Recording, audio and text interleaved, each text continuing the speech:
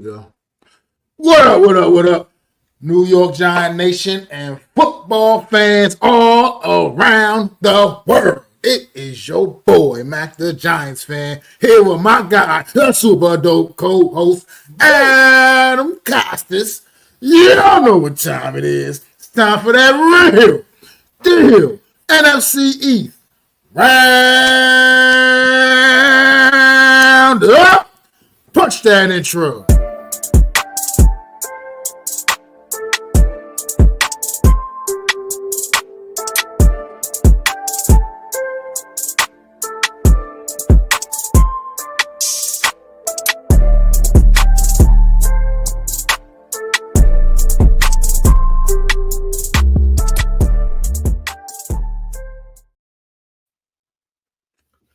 Good afternoon, everybody. Welcome to another edition of the Real Deal NFC East Roundup. I am Mac the Giants fan here with my guy, the super dope co-host, Adam Costas. Man, how you doing today, Adam? I am great. I get even more pumped up when you do that intro as we get closer and closer to the regular season, folks. He added a little extra with that intro today, getting us fired up. And then you hear the bars that is the music. Oh, my God. How could you not want to sit here in your seat and talk NFC East football, man? There is drama across the land, and we're going to get into it today. Let's do it, man. Let's hop right on to it, man. Let's get started the way we always do with the Philadelphia Eagles. Start with the champs, you know what I mean? I guess we talk, they've been kind of the quietest team in the division in a sense as we building up for the season. What's going on, Kev? Thanks for popping in, man. No doubt. Fire. That's what I'm talking about. Way to go. But yeah, let's talk these Philadelphia Eagles for a minute, man. I don't know, they're a little banged up in camp. I don't know what to make of the injuries, how the seriousness of them, how serious they all are. But they've been a little banged up throughout training camp, man. What's your thoughts on anything latest you hear on the Eagles, Adam? Well, what's funny is they got beat up by the Browns, and you're reading the headlines. It's, oh, my God, it's coming to an end. They can't beat the Browns. I'm like, relax. This team is just gearing up for the long season. When I tell you guys every week, preseason means different things to different teams. The Eagles, it doesn't mean anything other than getting some guys in the back reps, and honestly, you don't know what's a good rep or not, because just because a play might get busted, right, doesn't mean that was the guy's assignment. They did have a pick six against the Browns, which was, Dylan Gabriel's first throw. I don't know what he's looking at, but it was a great pick. The guy knifed through two players to intercept the ball. So I think the Eagles are right where they need to be. I'm not concerned one bit about anything. Now, their injuries, we'll see when the regular season starts. If they get closer, if those guys are brought back within the next 2 weeks after this game, fine. Because I do believe they need to be full strength against the Cowboys, regardless of how you think the Cowboys may look. We'll get into them in a minute, but I think they need to be full strength. Jalen Hurts hasn't really even played much in this preseason. A.J. Brown, Devontae Smith haven't really done much. Neither has Barkley, and I don't blame them. They just got off to the Super Bowl in February? We're now in August. That's not a lot of time, especially with all the appearances they had to do and things the obligations. They've had a condensed offseason. So I'm not concerned with them, really am. What I am intrigued by is the growth of their first round pick. The Campbell kid, we talk about we talk about Carter, but Campbell might be making a name for himself as well. So I'm a little nervous about that guy because, again, their defense has so many weapons, and now you just add another one, just makes it, just gets you like, what are you going to do, right? Julio Mato chiming in and said, we started our rookies all preseason. I'm assuming exactly. Julio is an Eagles fan, I guess. Yep. But, yeah, I mean, like you said, Jalen Hurts, they've gotten absolutely no work this preseason. The starters haven't played, not to my knowledge anyway. I didn't see the beginning of the Cleveland game. I don't think they played at all in that game either. So, yeah, like you said, at the end of the day, I think this is about these guys getting their top guys a little bit healthier, man, right now. Because, like I say, you look down their injury list right now, it's I mean, it's still preseason right now, technically, and we're on to the regular season yet. But they need these guys back for the Cowboys. I mean, AJ Brown, Devontae Smith, dealing with a growing thing now. You mentioned the pick six. Andrew Makuta, the other got the pick six in the game on Saturday. But here we are. Here we are now. He's now got left practice early today, dealing with a hamstring injury. So it's like dealing with a hamstring. So it's just this team right now. I feel like I think their main mission is just getting healthy and being ready for the Cowboys for the Cowboys game. I think it was you who brought up a good point about the first preseason game. Their second string looked pretty good, right? So again, the Eagles' mission is not necessarily right now. It's yes, they need to be full strength for week one, right? We all want to be. But their goal is to what? Repeat as champion. So for them, a lot of these guys that are playing and a lot of the depth pieces are the pieces that are getting injured, right? You know, hopefully it's not guys that are going to have significant roles for them. And, you know, if you have a hamstring now, you have a couple weeks to kind of rehab that. These aren't devastating injuries. Nagging, yes. Devastating, no. So, again, the Eagles, like you mentioned, have depth. So I'm not necessarily worried about them if they do go in a little banged up against the Cowboys because their second team is pretty strong.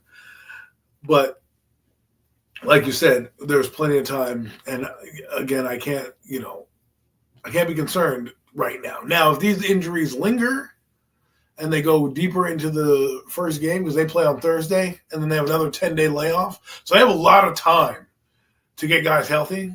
And if they can't get certain guys healthy, they'll have that extra 10 days for week 2. So at least against Kansas City, you know, they'll hopefully be healthy. And that's the game I think they're really shooting for because the Cowboys, again, while it's a familiar opponent, I believe they think they can beat the Cowboys regardless of who's starting at, you know, these positions, right? Whether they're banged up or not. It's the Kansas City Chiefs that they would be worried about.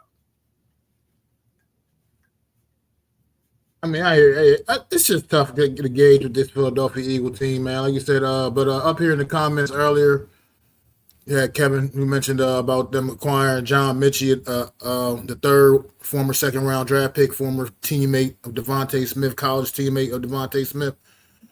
You got any thoughts on what you think maybe he can add to that receiver room, that receiver depth?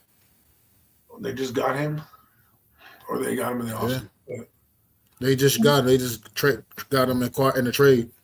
Well, I think that'll help him out. I mean, it's more of an indictment on John Dotson, but you know, you can never have too many good receivers, right? If someone goes down, they have pretty solid receiving core. It's not the greatest in the league, but you know, the two top guys are pretty. You know, I would say in the top of their positions. You know, wherever you want to rank them, let's just say top 10 at least. At the very least, I think both guys can get into that category. And then you have, you know, Jahan Dotson, who we talked about, and now you have Minchie. Hopefully, he can do something for you. He obviously was with the Texans, and they got a stacked roster and brought in more guys. I don't know where he was just recently, but again, he's a good depth piece, and it's never hard. It's never bad to have a depth piece. And the fact that they traded for him is more of an indictment on the lower end guys, but more to me what championship teams do. They need players that are going to be veterans that can make plays when they need to. And Minchie can make plays. He was good in Alabama. Remember, he had health issues that kind of derailed him a little bit, big-time health issues that derailed him. So I'm rooting for this guy, even though he's an Eagle fan, even though he's with the Eagles. If you follow his story, he's a guy you want to root for. So we'll see what they can get out of him.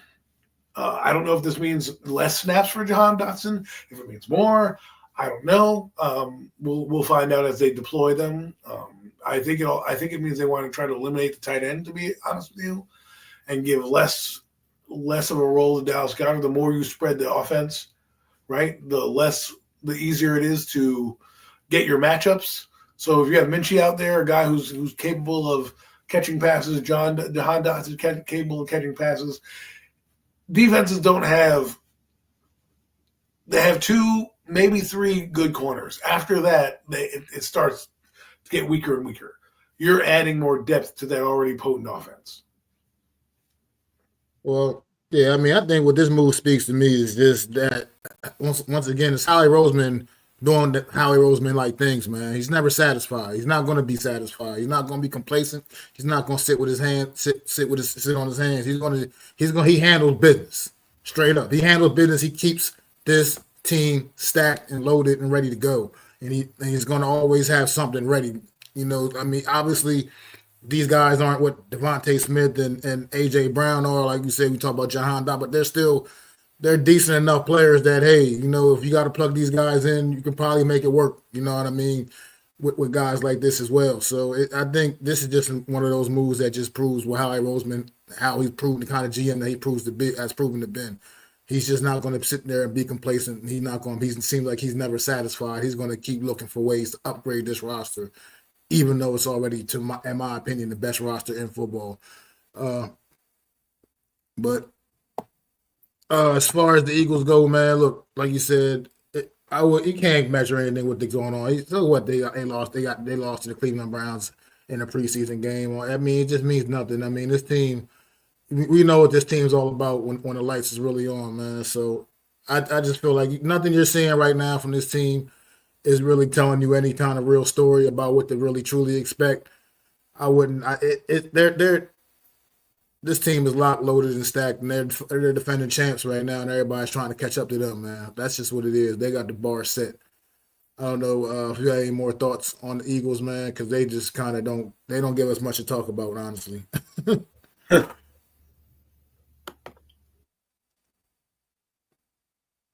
But now we can get ready to move on to the Commanders, man. Nope, I don't have much to say on the Eagles. They win. That's what they do. Yeah, exactly. All right, let's talk a little bit Washington Commanders here, man. Saw a very small sample size of Jaden Daniels in that starting offense on Monday night against the Bengals, and all it took was one drive, and they said that was all we need to see, man. Right down the field, 4 plays, all runs. Didn't even have to. He didn't even have to, well, he did drop back for one pass, but he ended up scrambling for that touchdown. You know what I mean? And so just right down the field, came right out the gate, reversed to Deebo Samuel, man. Just letting you know right now, showing you already a small sample of ways you're going to expect to probably see him a little bit this year as he's added to this offense, man. It was pretty impressive the way they just went right down the field. I know, granted, I know it was against the Cincinnati Bengals defense, which isn't exactly the greatest, but the way they did that, it just looked too easy, man. I don't know. You got your thoughts on the Commanders, man? Well, if you read the Commanders headlines, they had a terrible game, right? But if you look at what they accomplished, they scored. They kept their quarterback clean. They're showing you that they're going to be a run team. And, I'm interested in seeing how this offense grows from year 1 to year 2. And it seems like they've gotten off to the right foot. Now, you can't let everything behind it, in the preseason get you discouraged. But driving downfield against the Bengals starters, who, by the way, the Bengals starters, while aren't a great defense, they still are a defense, and they still have their own issues that they have to deal with. So if they're dealing with a defense that needs to come back and prove that it means something in the NFL, and that's the Bengals, then that's a good start for the Commanders in getting on top, getting downfield, and getting your run game going. Because right now, that's how they're going to win a lot of these football games. They're going to need to have a strong run game, play solid defense, and take care of the football. That's going to be the motto for them to win. Defensively, they don't have a great defense, right, overall, but they are building something like we spoke about in the back end. Offensively, though, if they can get the run game going, add a little Deebo Samuel, sprinkle a little Deebo in there. Obviously, Terry's going to play. Listen, he's still under contract. Remember, people, this is not like he needs a contract. He still has to play out of the contract. He's going to play. So I can't wait to see this offense in action. Yeah, I mean, right now that is still some of the big news. I mean, still haven't come to terms with a new contract for Terry McLaurin, but like you said, he is very much under contract. I just can't imagine him absolutely sitting out. I mean, he's been there. He's been around for the last couple of weeks now. I think new contract or not, we're gonna see Terry McLaurin week 1 against the New York Giants. I feel like I feel kind of pretty confident in that. But as also bigger, some other big news coming out of Washington camp right now. They are now officially, they have announced it officially. They are shopping Brian Robinson Jr. around.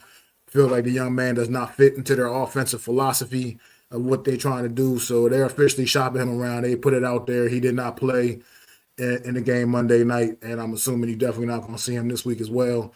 As they try to, we think they can look to try to get with a guy like from with Brian Robinson Jr. Adam. Well, I mean, interesting that they're getting rid of him because he was a solid player last year. But we'll see what happens. I think they'll probably get maybe a 4th round pick for him. It depends on what they want, what they're looking for. He is a solid back, and in some systems, he works. I mean, if the Giants weren't shopping for a back, I'd say bring him. He's a bell cow, right? But the Giants have their own stable of backs. The Cowboys, I would say to bring him in, but apparently they have their stable of backs is doing okay, right? The Eagles in this climate have A.J. Dillon. So you're really going to look for a team that either needs a spell or he needs to go to a team, maybe like Kansas City, who doesn't necessarily have a true feature back and would welcome a guy like him in their system to play bully ball down the stretch, right? To run the ball down your throats. I mean, Pacheco does that, but if you hit them with Pacheco and then Robinson, I think that's a good 1-2 combination, right? And I do believe he has to go to a team like that. Hopefully he gets to a team like that. And it stinks right now for him because if they knew about this, and this is why I don't believe he doesn't fit the philosophy. Something probably happened where he went and said, trade me. And they're covering it up saying it's not philosophy because you knew this guy last year. You had all off season to move on from this gentleman. You're now signing in the middle of training camp that he doesn't fit your philosophy. No. Something happened along the way where somebody better came along or the kid behind him can give you just as much meaningful steps as well as Austin Eckler. So I believe they should have got rid of him in draft day when there were teams that needed running backs and would have played a high premium. Right now, they're not going to have many buyers at this moment. At least I don't think so. There might be some teams, but the best is to keep him around at least till after cuts, and then at that point you got to figure something out because you just can't have him wait on the roster, right? If I'm Brian Robinson, I want to get out of here as fast as possible. So, we'll see what happens with that. I can't say they're going to hold out for anybody because there has not been a devastating injury yet. So who are they going to hold out for? I have no idea. So we'll see what happens, man. I think this is going to be more sticky and more drama and something I think they didn't need. Because if you look at it, right, if you're a player on Washington, you got to be like, yo, what are they doing? They have a young quarterback under contract. Why aren't we paying our guys? It's not like Brian Robinson is a bad player, but I just think the timing is kind of off. You're a week into the year. You're about to be a week into the season or 2 weeks into the start of like gearing up for the Giants, and this guy wants out because he doesn't fit your philosophy in the middle of training camp. It doesn't make any sense to me.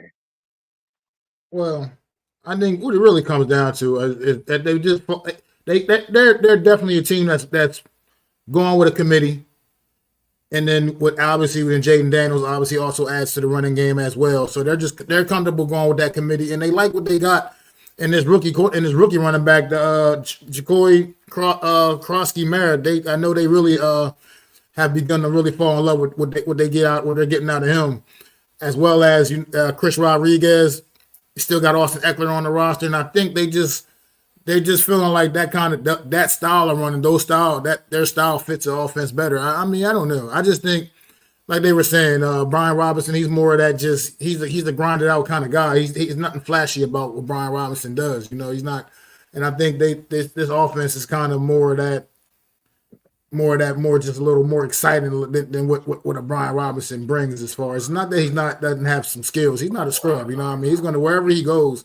He's gonna bring something to somebody. He's gonna add something to somebody's roster. But let me ask you this: is he really not part of the fit their system because the two backs you mentioned, one's a third down back, and the Rodriguez kid is very similar to Brian Robinson, right? So to me, saying that he doesn't fit their offense, it just doesn't make sense because he had 700 yards last year and a running back by committee. He's a solid player. Is he disgruntled because he doesn't like his role? Maybe that's it, and they're forming it because to me, he had 730 something yards last year and a couple touchdowns. He was effective when they needed to, when they needed him. And I understand you're running back by committee, but Austin Eckler has proven that he can't stay healthy. So again, you have a valuable player on a team that already knows the offense. That in the middle of training camp, you didn't know this at the beginning of training camp. Like to me, the offensive philosophy, you knew what it was already, right? They didn't go into the draft. They didn't. I don't know if they drafted anybody. Did they draft anybody this year? I don't remember. Yeah, they got the kid I was just talking. I just told you, Ja'Cory Krosky-Merritt out of Arizona. Okay, so maybe they think that. I mean, but again, you drafted him during the draft, so you had a guy come in already. I just don't get the timing is what doesn't make sense to me.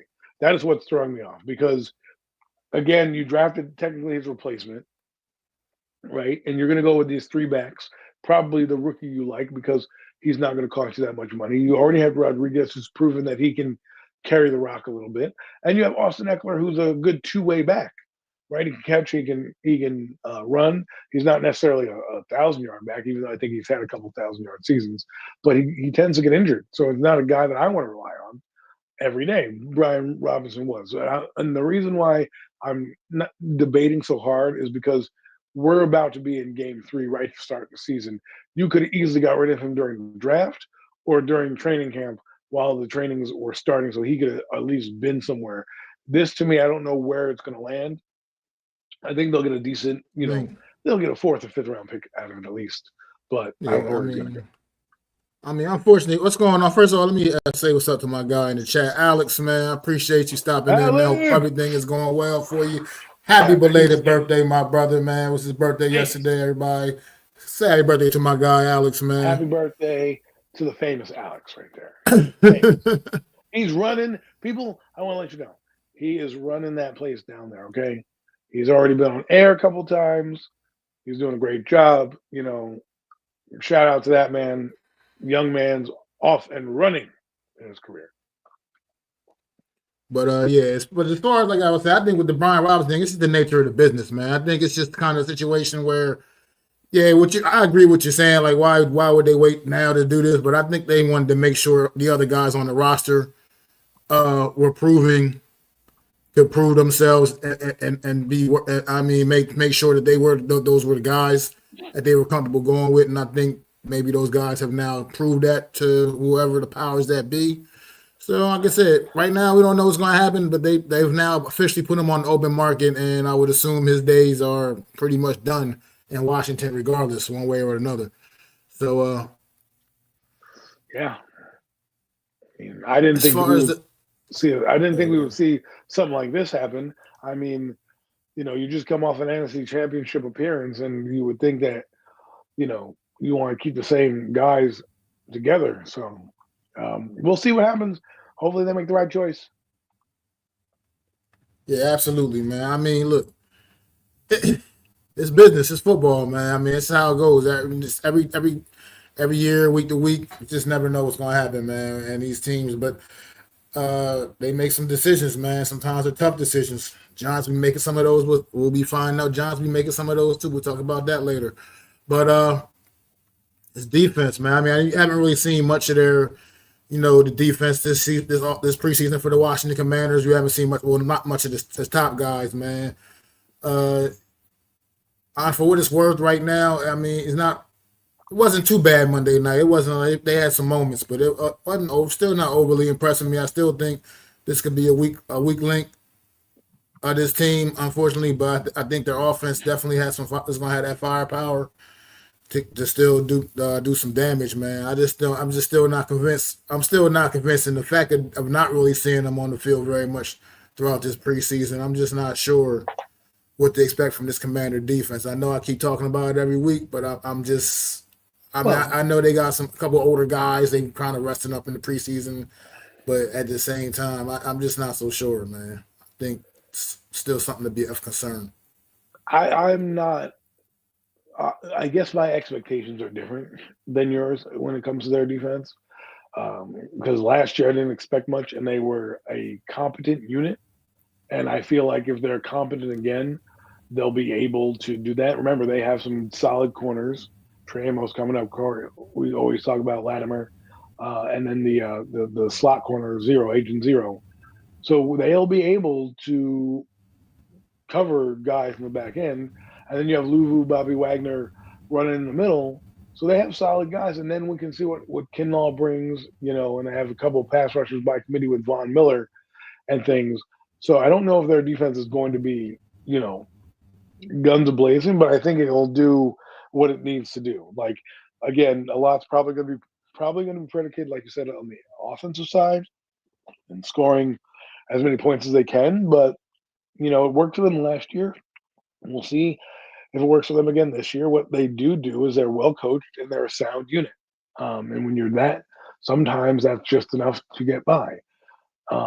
And again, I think their offensive scheme fits into the weakness of the opponent they're going to play in week one, which we'll get into in a little bit. I think defensively, they've added Von Miller. What that means, I don't know. We haven't seen it on the field. Does that mean it goes gangbusters? Who knows what's going to happen, right? But if they're anything like they were last year, they're going to be able to create turnovers, which they're going to need, and they're going to be a sound unit. And if they can do that, I think their offense will keep them in games. I don't know if they're going to win 12 games, but I can see them winning 9 to 10, 11, something like that. I think there's going to be a little bit of a lull, but remember, you take away their defense, but then you add players on offense, right? Jeremy Tunsil, Debo Samuel, and a couple other guys that they got over there, Terry McLaurin and JD5. You look at it like, wow, they could do some damage if their defense just plays sound. So again, our expectations are probably different. That's why I'm probably not as concerned as you may be. I'm just kind of looking at their unit like if they play just as good as they did last year, I can see them, winning at least 10 games.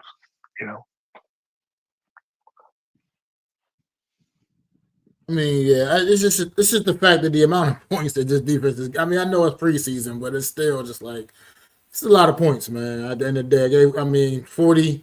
We gave up 40 over 40 points in week one, and now another 31 this week. It's just like I said, I don't know. I mean, you can't just go out there and put that much on your offense each and every week. I mean, like I said, we haven't seen the best of their best defensive players, obviously, but still, it's just something that I think to keep an eye on with this football team, man. I mean, But again, it's preseason. I can't get too high or get too low because we don't know what they were coached. We don't know what was happening. You go into these games and it's very vanilla. So we don't know who game planned. For all we know, the team they were playing game planned more. But from what you did read and you did hear, certain guys stood out, and that's usually what you need. So again, I'm waiting for them week one. They still won 12 games in my eyes. They still have Dan Quinn, who's a solid head coach. And, let's just make sure that we are criticizing them. I'm not saying I'm not criticizing them, but on preseason, it's preseason, right? I've seen the Giants will go 4-0 and blow teams out and not do nothing in the regular season. So I have to wait till week one. Are there things that I'm concerned of? Sure, you're right. Maybe their defense is alarming, but again, we'll see with that Bobby Wagner, Frank Louvu, if those guys turn it around. But I can see where it comes from. that's fair enough. Like I said, because obviously we haven't seen their best guys out there, but it's just to me, even it's just a lot of points in a couple of weeks of preseason work here. But if you got any final thoughts on Washington, we can move on to the boys. Nope. All right, let's get to Dallas, man. Dallas, another team hasn't looked very impressive in the preseason yet, man. But like you said, it's just preseason. But they definitely haven't been impressing anybody. But I don't know what you got with the Dallas Cowboys, man. It's funny you guys bring up stuff, right? You talk about criticism. The Eagles look shaky in the preseason. The Commanders look shaky in the preseason. The Cowboys are looking shaky in the preseason. And the Giants are dominating their opponents. And so now the script is being flipped. The narrative is being saying, so my question is, again, what are we looking at? The Cowboys have a lot of talent that hasn't been on the field yet together. And while they're getting blown out, I guess, in these games, Joe Milton's the quarterback. I haven't seen Dak Prescott throw one pass this season, right? They're looking at their offensive line and trying to get depth help. They're not really going out there, and doing a lot of game. And then you listen to their practice reports and you're like, they have you know, all these different, practices and they're doing well and they're dropping in the bucket in here. So I can't really get a gauge on what they're going to do because again, it's preseason. There are 90 men on the roster right now. And a lot of guys play at a lot of different positions. Now, there were certain things that they looked well. That guy who made the interception, I forget what his name was, Ravel, I think his name was. I mean, that was good to see. Amir, the other corner they traded for from, I can't pronounce his name, from Buffalo, he's being able to being stepped up. They're saying he's having a solid preseason. Uh, you know,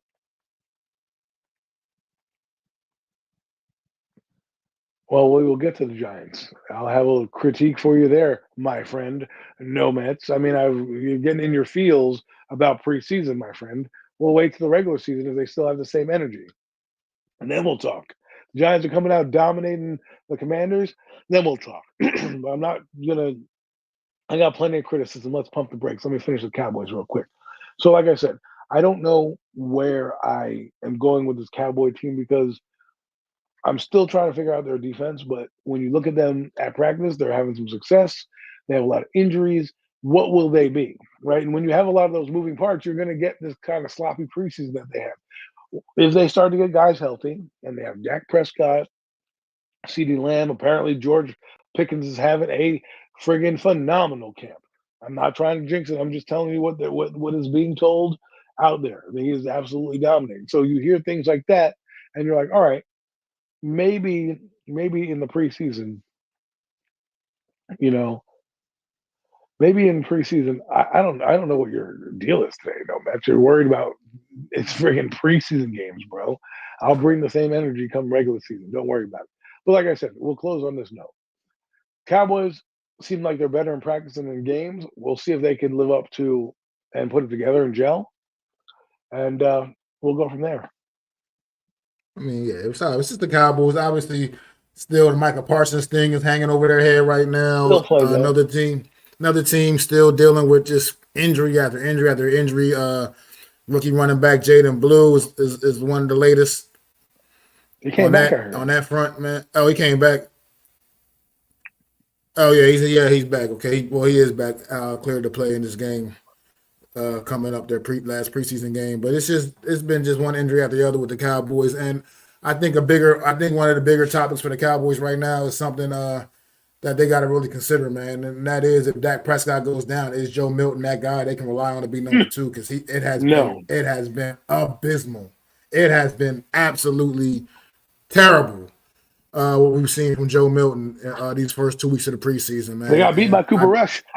And I think they need to really figure something out there if maybe just to maybe leapfrog Will Grier ahead of Joe Milton right now and get him ready to be the backup because Joe Milton, it's just not everybody was remember all season. Somebody needs to go get Joe Milton. Yeah, they traded for him. Everybody because he had that big game against Buffalo the last week of the season when Buffalo played absolutely nobody and Joe Milton was airing it out on them. And everybody, all of a sudden, Joe Milton was the guy everybody wanted. Oh, bring in Joe Milton. Well, the Cowboys brought in Joe Milton, and I'm telling you, if Dak Prescott goes down, Joe Milton ain't it.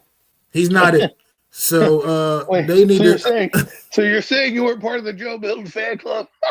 I wasn't because I understood the situation of the great game he put on tape on film in the last week of the season last year, and it was a meaningless game against the Buffalo Bills in which they played nobody, and I understood the situation, and so I wasn't on that Joe Milton hype train because I know this guy has some polishing he needs. I'm not saying he doesn't have a lot of good raw talent, but right now he's not. He's just not that. He's not a guy you can rely on to be your number 2 guy But it's right now funny at where he's at right now. because I read somewhere where he recently just had a spectacular practice or whatever, like a good practice.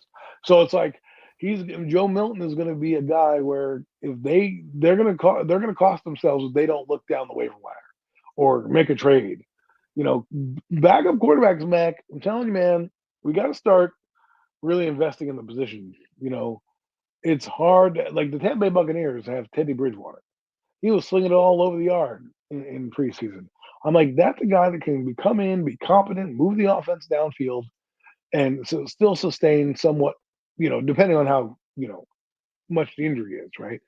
If Baker's out for 5 or 6 games, I'm sure Teddy can take over, right? Out a whole year, that's not a guy you necessarily want starting, but at least you'd have some competent quarterback play. And Dak Prescott has a propensity of getting injured. So if I'm the Cowboys, that is exactly, that's exactly why they should look for a quarterback, right? And see if they can trade. Why would you not trade with Jameis Winston? I mean, I'd trade Tommy DeVito. Don't trade him to the Cowboys. Don't trade him to the Cowboys. Trade him do Tommy that. DeVito. He's not gonna do nothing. He might be worse than Joe Milton, but my point is the Cowboys may have to look elsewhere for their and it stinks because you hate to invest in something and then have to pivot, but it's also, like you said, a business, right? So when there's a business to be made, if you're losing money on that asset, I need to get rid of that asset. So if that means I don't feel confident enough to have adequate play, like last year with Cooper Rush, who's having a solid camp over in Baltimore, Joe Milton's going to cost you. Not saying the Cowboys are going to be, fighting for the Super Bowl or anything like that, but they're destined to have at least semi-talented team they can put out there. Do I think they're going to be dominant? No, but I do think they have talent. You can't deny that as much as we hate the Cowboys. You look across their defense, and they have some solid players that if they can put it together with Eberflus, they can be a unit that keeps them in games. Now, if what does that mean for their offense if they don't have a good quarterback? That's not going to mean much, right? Because I do believe a lot of these teams are bend but don't break. But there is a market, and I thought about this today, that maybe people should really start to not poo-poo quarterbacks as much. If you look at what the Bears did, the Bears just signed Tyler Bagent to an extension. They got that guy in the 7th round, but now they feel he's confident enough where they don't need to worry about, Caleb Williams going down. They have a guy they feel is good enough to carry the offense. And you don't want to be like what the Giants were last year, where you didn't even have backup quarterbacks out there. You had guys who probably shouldn't have been in the NFL playing quarterback. So now the Cowboys have to think, and the Cowboys have been operating semi-weirdly this offseason. They got some under-the-radar signings, and then they've made some trades, and they brought in a lot of players. They haven't signed a lot of players. They brought in Kenneth Murray. They brought in Joe Milton. They traded for the cornerback from Buffalo. Like, they've made some transactions where, like, I see what you're trying to do, but I don't know if it's going to work out. So if I'm the Cowboy fans, like I said, you are at the transaction season next Tuesday, not this Tuesday, but not this past, but this coming up Tuesday. So the 26th, I do believe, they make cuts and waiver wire cuts. So the Cowboys need to figure out if Joe Milton this next game, if he's going to be on this roster, because there might be a quarterback out there that you might, maybe someone needs a running back, maybe somebody needs alignment or something. The Cowboys need to be able to be flexible in getting and acquiring a backup quarterback. So I'm just not my final thought. I mean, because let's talk about the defense side of the ball a little bit. Do you think you don't think there's any chance that Micah Parsons actually holds out come week 1? You think he's on the field against Philly? Yes. No matter what, because it doesn't look like contract. It doesn't look like he's getting. It doesn't look like the contract's going to happen before then. It just doesn't seem like it's going to happen before then. But the thing is, you're under contract and you're going to lose money, and he's not going to want to lose game checks more so than being fined. And you have no idea what will happen in terms of maybe Micah Parsons. This motivates him to blow up the league, right? And say, you know what, I'm going to have the best season a linebacker's had in the history of the NFL. And for all we know, he has 20 sacks this year, right? If that happens, don't blame me if that happens. I'm just throwing out you don't know what's going to motivate him, right? I And to mean, if me, if he that wants a happens, big contract, he'll demand like $50 million a year if that happens. well, there's two things that can happen for him, right? He plays himself. Well, three things. He plays himself off the Cowboys, meaning he plays so well that the Cowboys either have to give him an astronomical number, or he's going to ask for a sign and trade deal, and he's going to command a lot of picks, right? So the Cowboys are kind of in the driver's seat here. The second thing is he could not play at all and be average and get an average contract and walk in free agency and they get nothing. And the last thing is he could not get any of this and it all blows up in his face, right? But I think, to me, Micah Parsons is a guy who seems like he likes to take things personal, right? So I feel like he's got Jerry Jones's face tattooed in his mind, and he is going to make every opponent, his friggin' Jerry Jones, punching bag. And he's going to say, you know what, Jerry, you don't want to pay me? I'm going to go out and make myself invaluable, make myself so expensive. You're going to have to bring the Brinks truck up. And if the worst case scenario, I'm going to get that from another team because it works in the Cowboys' favor if he blows up and has a great year, right? Because then all of a sudden, boom, right? The Cowboys already got multiple offers, right, from like other teams, like Green Bay. There's a reason why they haven't pulled the trigger yet, because they want to keep him around and they want his value to skyrocket. And again, if he gets to the field, which I believe he will, if I am the Cowboys and I'm a Cowboy fan, I lock in and I watch that guy, because a motivated, hungry number 11 who thinks he's the best player in the league and wants to be paid like it. Woo! I don't know if I want to be on the other end of that ass kicking. You know what I'm saying? And to me, because I don't know if this is a motivation tactic, but Micah Parsons, I felt like the last couple seasons he's been Micah Parsons, but not the same presence, right? The same energy. He's still a great player and should be paid as such. But I feel like Jerry Jones doesn't see him as the guy he thinks. If he morphs and takes it to another level, because that's all I see Parsons doing. I just feel like he's an animal and just waiting caged. And he's just getting more angry by the minute, and he's just going to take it out on the opponent. They may not beat the Philadelphia Eagles, but if he comes out, barring that he's healthy, and still getting the football shape and all that, man, it might be a big season for Micah Parsons. I'm gonna do this. This is not saying much, but he's going to be in line for Defensive Player of the Year. You put that in this right here. That's what he's going to play like. I mean, like I said, if he does that, like I said, then all he's going to do is become even so much more expensive. It's going to be crazy. But let's get like hypothetical. Let's say he does hold out. Let's say he really plays hardball and holds out, sits out. Like, what do you think the impact that could have on this Dallas Cowboy defense, man? Like, legitimately, because I mean, you look down, they're a pretty solid defensive unit if you really look at some of the guys they got over here. But it's just Micah Parsons he's just a different kind of animal, man. Right.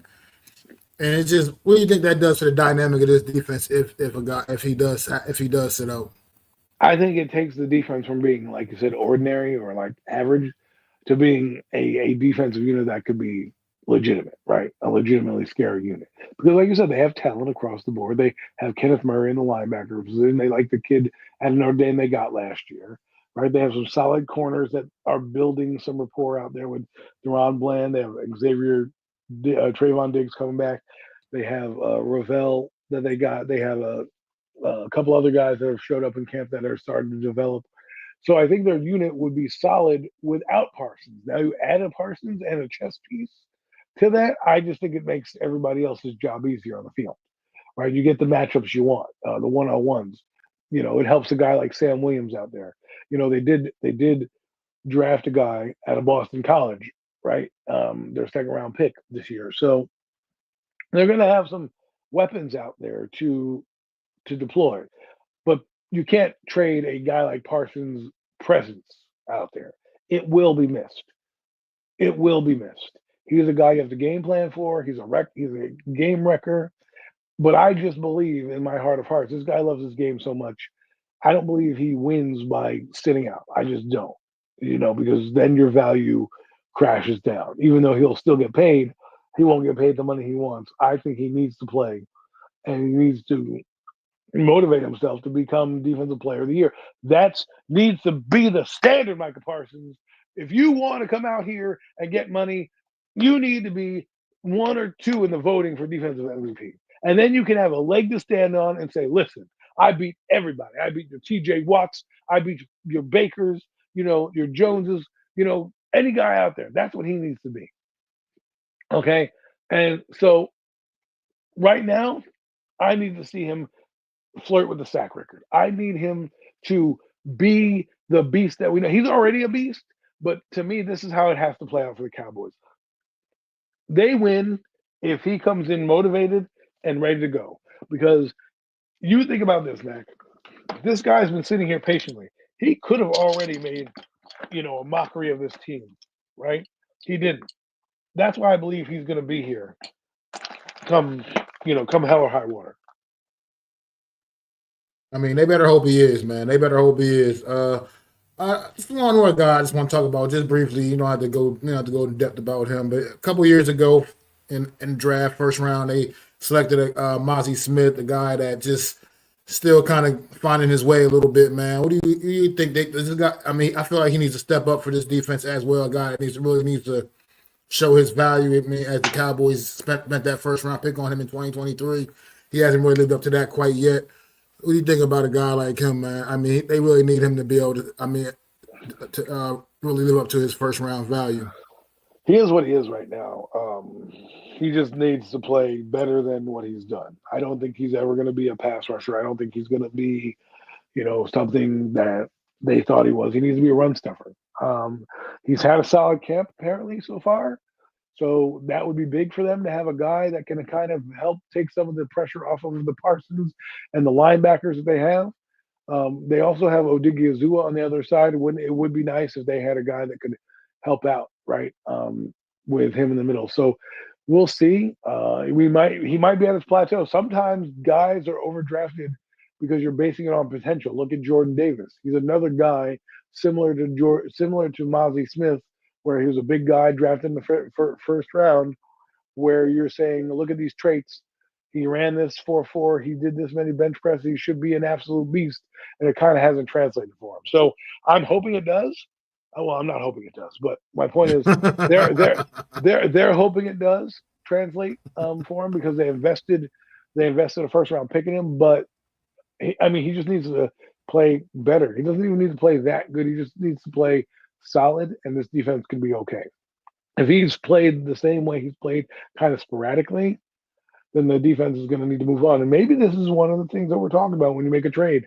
When you're looking out and you're trading and you're looking down the waiver wire, maybe you trade a guy to bring in for Mozzie Smith right now. Because, again, they've changed the defensive schemes, yet the player hasn't changed. So is it the scheme or is it the player? Because we tend to blame a lot on coaches and things like that, and then we don't blame the player. So this is a new defensive scheme with Matt Eberflus, and it's very defensive line friendly, as you know, because of what he did. It helps the linebackers, right? You need to be able to eat up space and push the pocket. He needs to live up to his potential, point blank, period. And I don't know. I think he is what he is. He might just be what he is. Well, I mean, I remember a lot of people did question the selection anyway a couple of years ago. Like, felt like he was a little overdrafted anyway. Right. Thought he was more of a second round talent. You know what I mean? But at the end of the day, I think the Cowboys put a lot of faith in this kid, and it's been unfortunate. I feel like for them that he just hasn't really shown. He hasn't been able to work out thus far. I mean, he's still a young player. He is still a young player. You never know. Sometimes it takes guys a little longer to find their foot. And you look at a guy like, for instance, Brandon Graham back for the Eagles. I mean, he didn't come out the gates, like as a stud. You know what I mean? He had to took time to develop into that. So maybe he has a. You can hope, Mac. The problem with him is that they based a lot of his traits on his girthiness.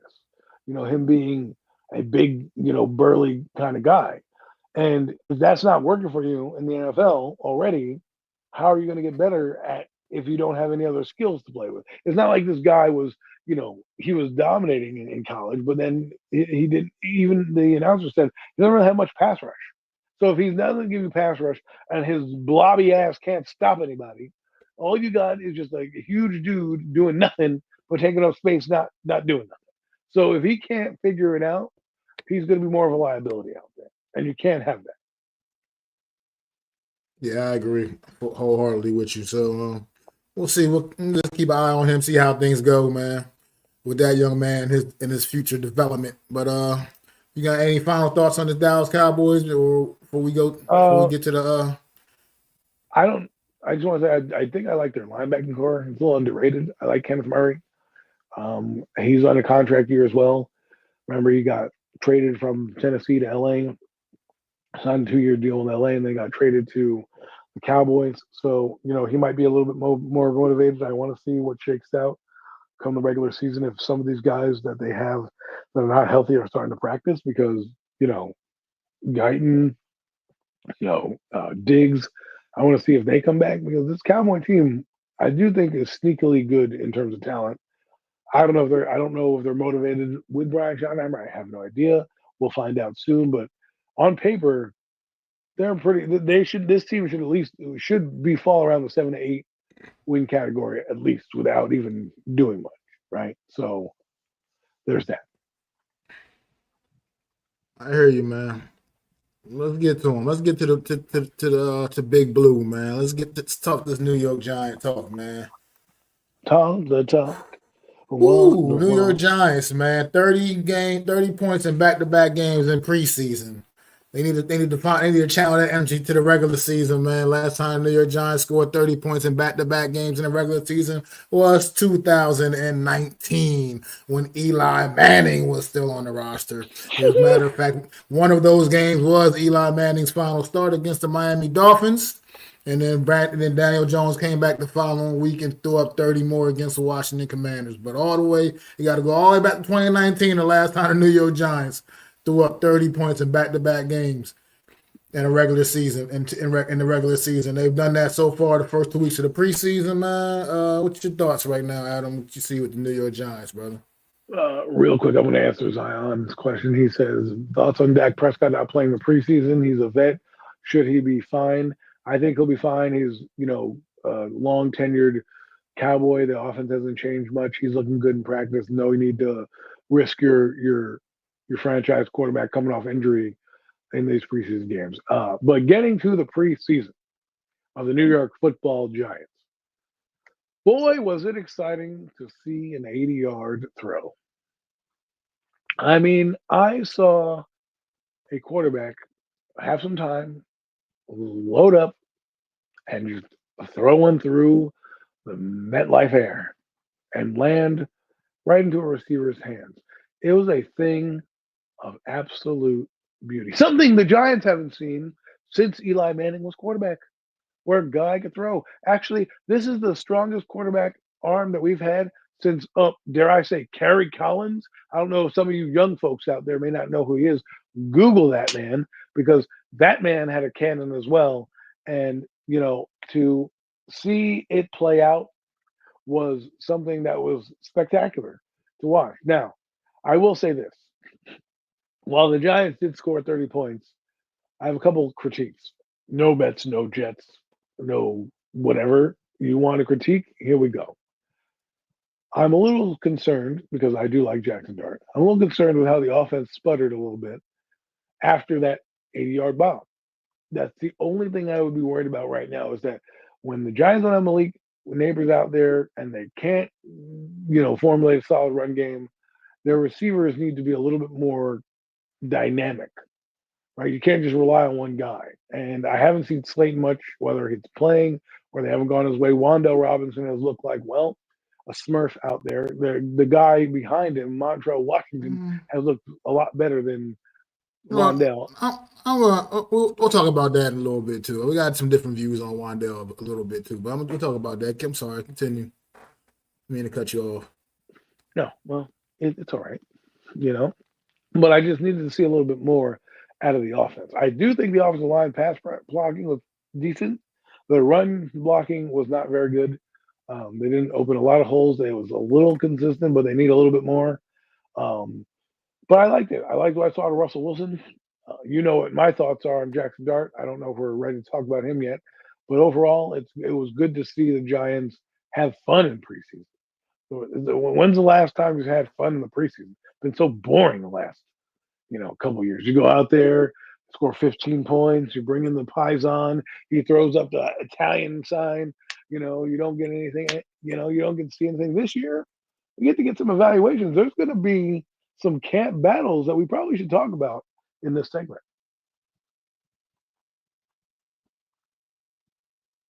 Absolutely. That's what I plan on doing, brother.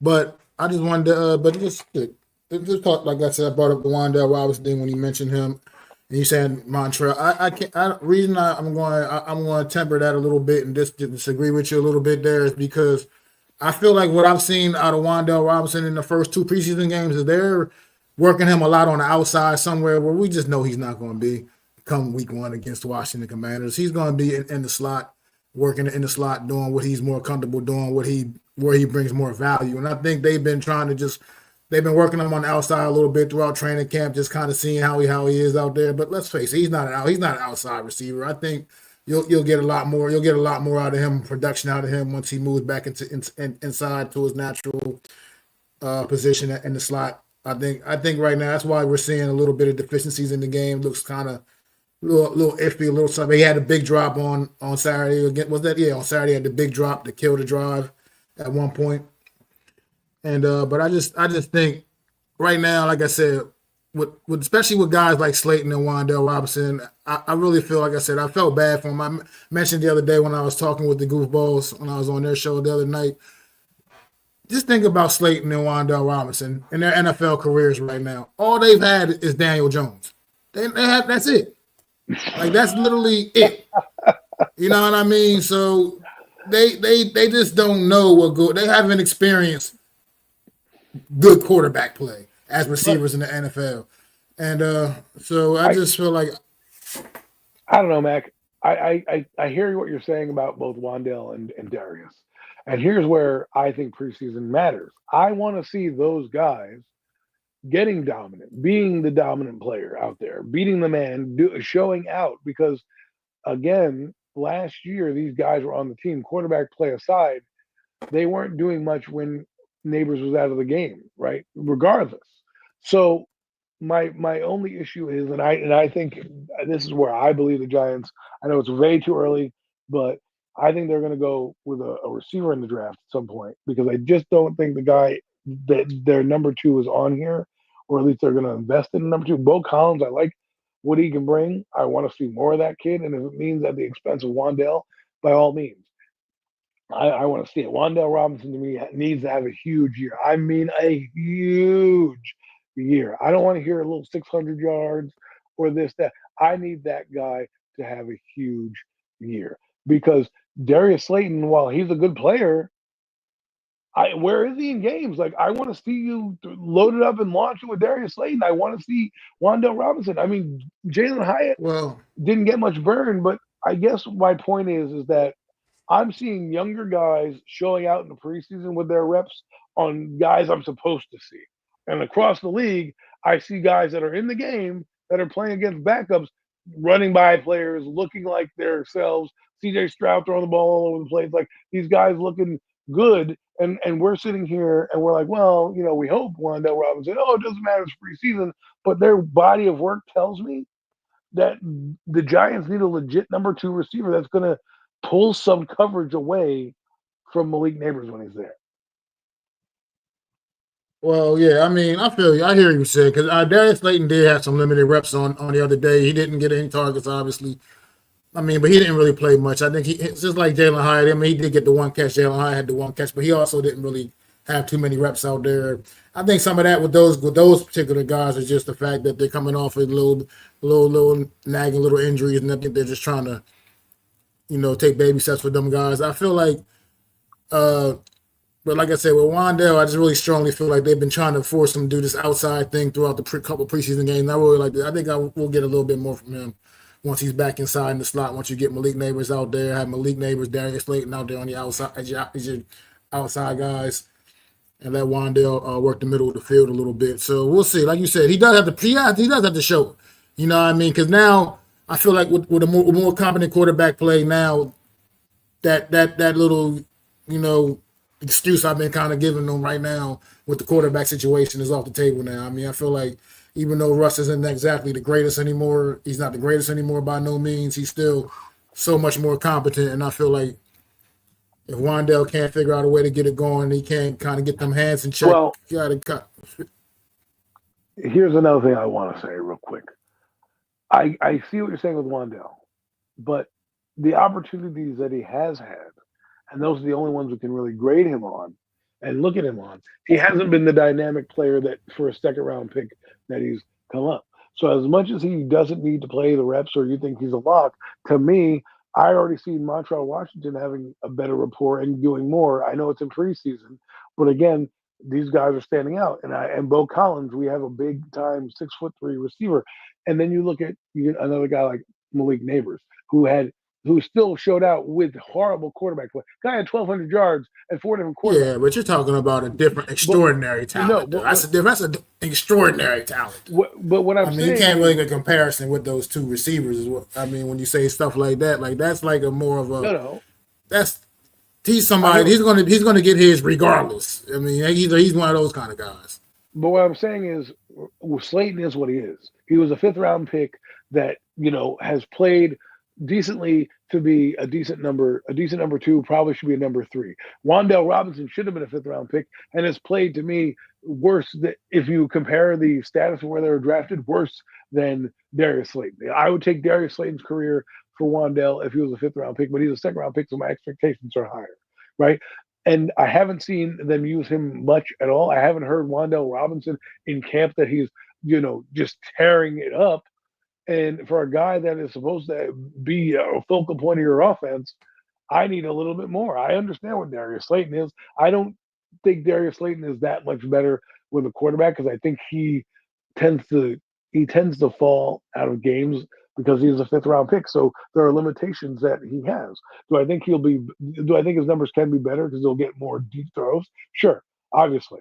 But these guys, I believe that's a weakness of this team, that his Neighbors, who has already been banged up, continues to be banged up. This is something I am a little concerned about. And Wandale Robinson, to me, and how I feel about him. I just absolutely do. I just want a little bit more juice in the preseason. I'm sorry. I know it's a little bit more to ask, but I just need to see a little bit more where I can be convinced that you're going to go out there and be a Lad McConkey. All right, a guy that can make those plays downfield. We'll see. I haven't heard much in camp either way. I'm just saying. I just want to just kind of give him a chance to wait and see what he can do on the field with more competent quarterback play. And like I said, playing more. Because like I said, these first couple preseason games, he's been working on the outside a lot more. We're just not going to see that in the regular. We're not going to see him on the outside. Well, then that limits his versatility. I mean, but that's just not the kind of receiver he is. There's a lot of receivers that are like that as far as when that's concerned. He's not outside. He's a little guy. He's not an outside receiver. I mean, he's definitely a guy that's going to work the middle of the field, and you get some passes out in front of him. Maybe we can see some of that yak that we think he's potential of picking it up and stuff like that. I hope you're right. I hope I'm right too, because I really feel like I watched this kid get passes thrown to his feet behind him and everything else, and as soon as he can corral the ball, then there's already a linebacker or somebody sitting there waiting to hit him. I mean, I just feel like he drops too. He does drop, and that too, and that he does need to work on that. I agree. Like I said, at the end of the day, I agree 1,000%. When Malik Neighbors isn't out there, the room takes a big hit. Period. As far as all the playmakers in general, I mean, once Malik Neighbors isn't out there, it's just everything. It changes everything. It's a big game changer. So, but if you look across the NFC East, all these teams have 2 solid receivers on their team. McLaurin and Debo, right? Pickens and Lamb.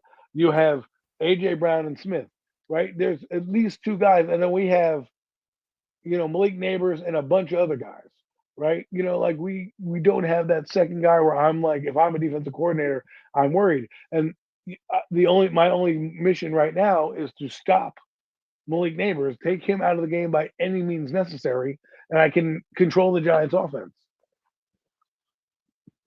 That part bookends. I agree 1,000% with that comment. That's part of what happened. With that big drop he had on Saturday. No Mets. He just kind of sat there and was waiting for the ball to get to him instead of attacking him. And I think some of that can even still be, even though he's been in the league now for a few years, is still learning the position, you know what I mean? And learning quite all the intricacies of the position, you know what I mean? And some of that I think starts to do with that a little bit as well. Maybe we should draft a receiver who played receiver their entire life instead of playing running back. Converted to receiver or running back that was once a receiver. Like that's what the Giants do. Hey, you know what? You played running back and now you're a receiver only 1 year. That works. Let's draft you. Hey, you're a receiver that's now a running back that's only played running back for 1 year. You're on the draft card. Let's go. I mean, you're telling me about development. I get it, but at the same time, the guy has been in games and just I can only judge you on what I see, right? And I can blame the quarterback play, but I can't blame the offensive line when the quarterback's bad all the time, right? I can't blame the quarterback play for him not showing up. For a second round pick, all I need is more than what he's given me. And I just need to see it. And I haven't seen it in the preseason. I haven't seen it in camp. I haven't heard it. I've heard that he's been average. I've had guys who have done better. Hell, they did a roster thing right now, and they said that they put in Wan'Dale Robinson as a lock because there's a lot of other unproven talent that easily could take his job, right? That we could still have that sixth receiver spot. You have Bo Collins, you have the Juice Wells, and then you have Marquette Smith, and then Gunnar Olszewski. Those are four guys, not to mention Montreal Washington, who are who can probably steal some snaps away from other players. Not to mention Dylan Cambridge has done some stuff, and they like little Jordan Humphreys, right? So there are other guys that I can take these reps from, and I got a tight end in Dulcich and Theo Johnson. Like to me, I don't need to see Wan'Dale Robinson out there if he's not beasting my guy. This guy needs to be. I just need to see him be the second round pick that he deserves. Because if he doesn't do it, this is the critical year. This is a year that's critical for him because, like I said, more competent quarterback play. Now, I do want to see more from him. Like I said, I'm sorry, I can't ignore the fact that this guy has only experienced bad quarterback play since he's been in the league. I mean, that's just a fact. He has. So then, like I said, he doesn't have those extra special Malik Neighbors type of skills. So that can overcome things like that. I feel like he is what he is, and I think that makes this year a lot more critical. But I don't want to. Let's get ready to move on from him. We've been talking about him for too long right now at this point. Yeah, other things to talk about on this roster, on this team. Quarterback. And you want to talk quarterback? We can talk quarterback situation, man. We got Jackson Dart lighting it up again in the preseason. Once again, having another tremendous effort coming out there. You know how you already know how I feel. I know how you feel, man. I don't know. You want to take the floor, man? Jackson Dart needs to start. Everybody get on this train. The reason I say this is because there's nothing that is gained seeing Russell Wilson. This kid is playing and he's showing you that he's competent enough to start an NFL game. He's competent enough to give some juice and some life. And if I'm going by performance, the kid had a good performance. He came in unbothered, throws a screen pass with that great arm angle, goes down to Theo Johnson. Boom. You already know that he's got some chops to him. Then he comes in and the offense just clicks and moves and just goes up and down the field. Bing, bing, bing, bing, boom. And he's bringing some energy and some juice that Russell Wilson, I don't think at this level can bring. And the thing that alarms me that nobody talks about is that we just talked about Wan'Dale Robinson and how, well, he had bad quarterback play, and we always have this argument about, well, is the offensive line, is the quarterback, is it both? Usually it's right down the middle. It's a little bit of both. The guy is not as good as we think. The team is not as good as we think. Where am I going with this? What I'm saying is Russell Wilson last year, yes, did he have a bad offensive line? But he was ordinary last year. And if you watch the first half of this game, you saw exactly what I saw. Russell Wilson makes the bomb, dink, dunk, and then they didn't do anything against a defense while solid, right? While solid, didn't have their starters in the way it should be. So for me, I needed to see that offense go up and down the field. They struggled a little bit to establish the run. They had some drops, yes, but Russell Wilson didn't have the same juice. Then Dart comes in and bing, bang, boom, 13 straight passes, touchdown, we're in the end zone. And he got another touchdown with a rushing aspect. And he did an awesome touchdown fake where he faked the RPO and throw it. He has a little bit more juice in his legs. He brings a little bit more energy. The kid shows you he's competent. Brian Dable, who we know can make a game plan that fits him properly. So he's not going to be exposed like other people. I know other people are talking about, well, we need the process. We need to wait for him. You have a guy that's understood quarterbacks. He's not going to put this guy in a position where he's going to fail, right? This is his MO. We have to trust Dable in what he's doing with this kid. And that the fact that if he were to start, because I believe he's outplayed Russell Wilson, and Russell Wilson, who outplayed a guy they brought in for $65 million in Seattle, got the start. This guy who you invested a first round pick in is at the same level, if not on the same level as Russell Wilson. Why can't he get a start? Why can't it be an open competition? You didn't pay Russell Wilson an exorbitant amount of money to be your starter. As a matter of fact, he's the lowest starter in the league, and he's got essentially backup money. Okay. Daniel Jones is making more money than Russell Wilson right now. Okay.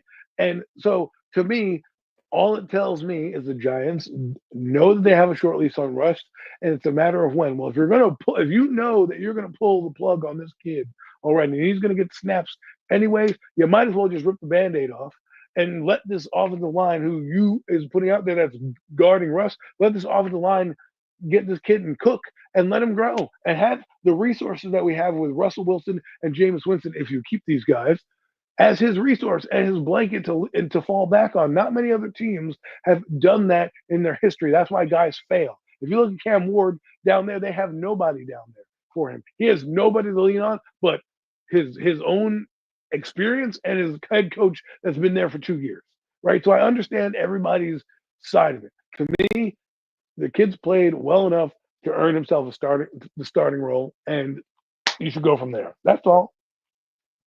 Here's my thing. I think the kids play well enough that we now feel comfortable knowing that we got our future quarterback on this roster. That's what I feel like I know. But I'm still not ready to just throw him out there to the Wolves week 1 against Washington on the road.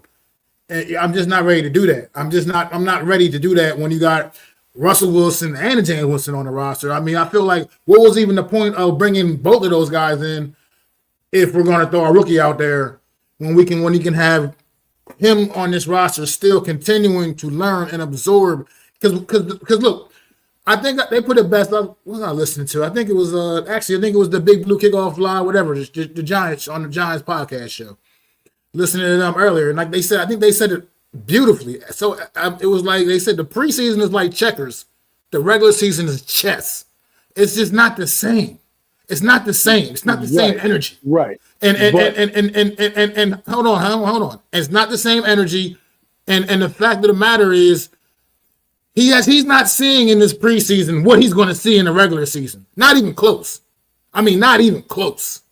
So right now, while you have a Russell Wilson and a James Wilson on this roster, let this kid continue to learn because you now know, because you have seen enough of what he's done. You do know he is it. He is the future it. And you know he's the future. We obviously know Russ ain't the future. James ain't the future here by no means. Jackson Dart is that. But why put him out there right now when you don't have to? We do now have the luxury of sitting him for a little bit and letting him continue to learn and understand and really get a full command of what's going on. Because like I said, he has not seen anything like what he's going to see in the regular season out there at all. It's just that's just a fact. So he needs to continue to learn and absorb, and it's great what we've seen. And I can agree with that. It's great what we've seen, but I don't think we should just throw him out there. Well, look, I'm going to counter it with this. First off, no bad end tackles.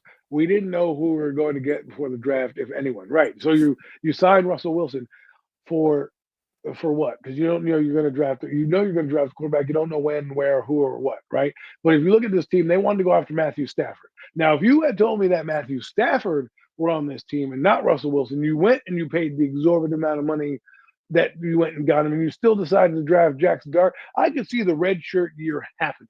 I can say, you know what, Matthew Stafford's here 2 years. I can see it happening. Dart's young enough to do it. However, you didn't go that route. You went the bargain basement route. You signed two guys, Jameis Winston, $4 million each year to be a backup, long-term backup, and a spot starter. And you signed Russell Wilson for no more money. You could have given him money like Aaron Rodgers and given money like Daniel Jones, $14 million. That guy got $10.5 million with the incentives if he plays, which the Giants know he's not going to make those incentives because if he does, the Giants have won the Super Bowl or damn near going to $21.5 million. Now, if Russell Wilson, who I believe is not going to play lights out, I don't know what Russell Wilson you guys think you're getting here, but we're not getting the Russell Wilson that played in Seattle. We got a Russell Wilson that's been a journeyman quarterback on two teams already and has been roughly average.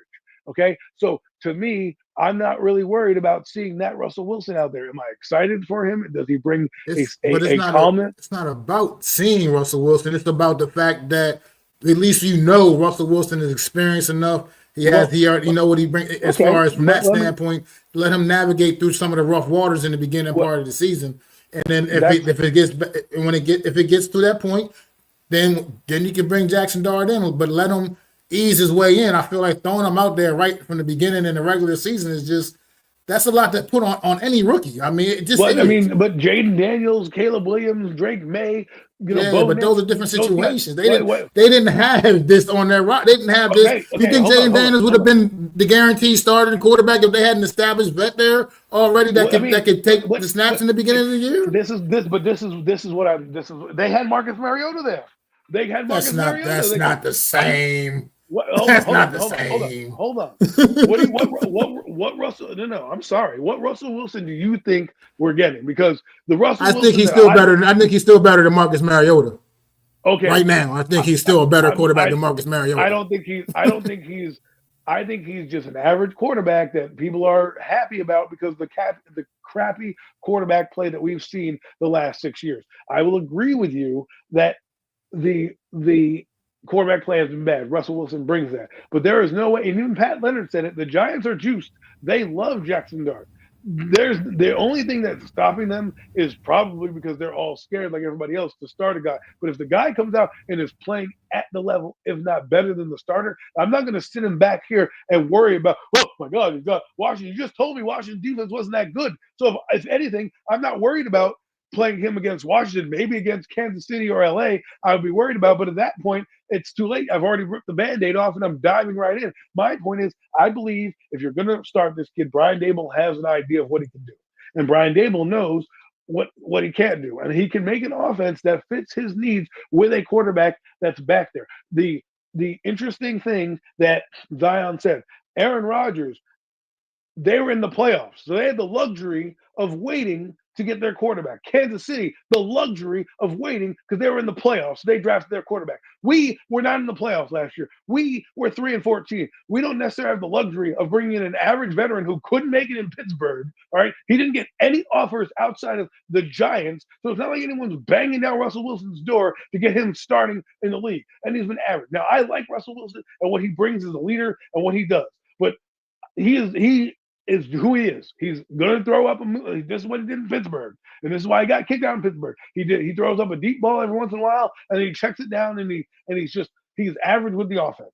So if I'm going to get that play that I see from Russell Wilson, and I know that I got a guy behind me that's the future, I'm not going to sit here and wait and give him a red shirt year. I'm going to throw him in and say, hey, kid, we invested in you. We believe in you. We got two guys behind you that are going to help you through this process. We built an offense around Daniel fucking Jones to succeed. I think they can build an offense around Jackson Dart to start some games. And to me, I'm excited as a Giant fan to see what Jackson Dart can do. I'm not worried about, if he's going to be thrown to the wolves because everybody else was thrown to the wolves, and it's circumstance that helps you out, not necessarily what you do. Because circumstances, Jaden Daniels went to Washington and they put in a team around him to keep him in place to do what they needed to do. Right, and if you look at what they're doing in New England, that's a team they could easily have had a starting quarterback. They didn't. They fucking let Jacoby Brissett in. They knew that Drake May was better, and they started him. All these teams have done but not from the beginning. They still let Brissett take them lumps in the beginning, didn't they? Exactly what they did. Brissett took those lumps in the beginning. Right, but I don't care about that because I can see that Dart can play right now, and I want to see him play and develop and not worry about Russell Wilson because he's not getting paid that much money. Hell, he ain't even here next year. So, worst case scenario, I have a good backup quarterback in Russell Wilson. Best case scenario, my kid is learning now from a future Hall of Famer, and I don't got to worry about nothing because he hits the ground running. I just don't understand why some teams can start their quarterback, and we have to wait for Russell Wilson, who, by the way, hasn't been a great quarterback the last 3 years. He's been average at best. And he's been, I hear that. I get that, Adam. But the point is not about Russell Wilson. It's about Jackson Dart and letting him just. He can take these opportunities right now. And he can learn and absorb more. He can absorb more, and he can learn some things from the sideline. And when he's ready, then you can insert him into the lineup and let it be a little more seamlessly. I mean, it can just be more. Look, right now, it's just right now. This is Pat Leonard and all these guys are saying he is out producing. The team loves him. He's ahead of the curve.